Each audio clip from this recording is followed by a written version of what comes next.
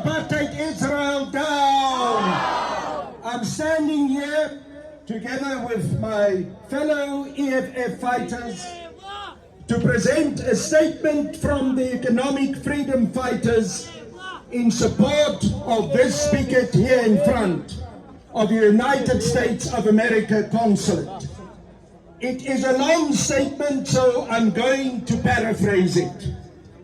First of all, we want to say loud and clear that the genocide in Palestine must come to an end, and that the butcher Netanyahu, together with President Biden of the United States of America, who fully supports apartheid Israel, must be arrested. They must be charged for war crimes. They must be charged for genocide, and they deserve to rot in jail. We want to make it clear that the economic freedom fighters has called for the Israeli embassy in South Africa to be closed. In fact, it was the Commander-in-Chief of the EFF, Commander Julius Malema, who tabled a resolution in the National Assembly demanding that apartheid Israel's embassy must be closed. There was a majority decision, an overwhelming majority decision for the embassy to be closed. It is a shame that the South African government and President Cyril Ramaphosa has not yet implemented that resolution. And as we stand here, we demand once again that the apartheid Israel embassy in South Africa must be closed right now. We also insist that there must be an economic boycott against apartheid Israel. There must be no financial relations between apartheid Israel and South Africa.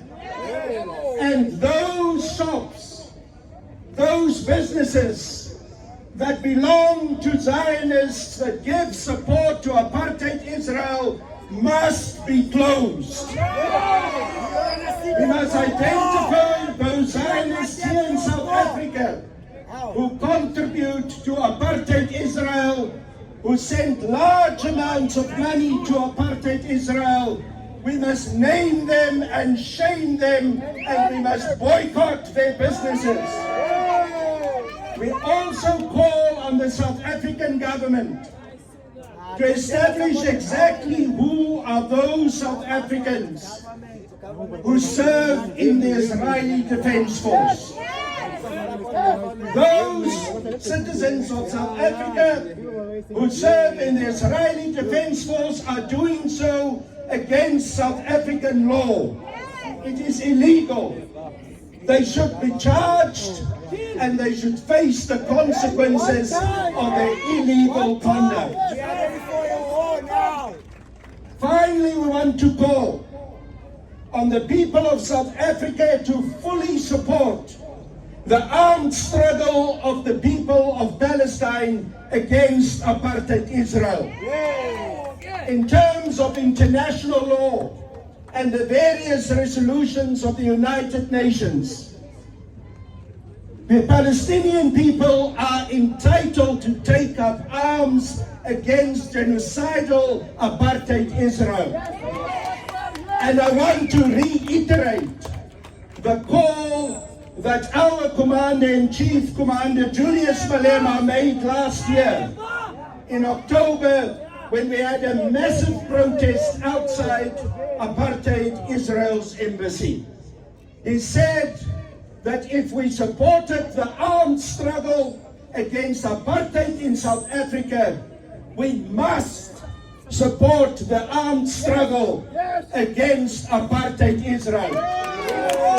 I'm standing in front of you as a soldier of Umkhonto we Sizwe. I fought against the apartheid regime in South Africa, and I know that it is right for Hamas to take up arms against the apartheid regime in Israel. Therefore, when the economic freedom fighters get elected on the 29th of May as the government of South Africa, our Commander-in-Chief has committed us that we will immediately arm Hamas and Hezbollah. And the South African government will give full support to the armed struggle against apartheid Israel. We do not support a two-state solution. We reject it. The EFF stands for one united Palestine. One united Palestine with Jerusalem as its capital.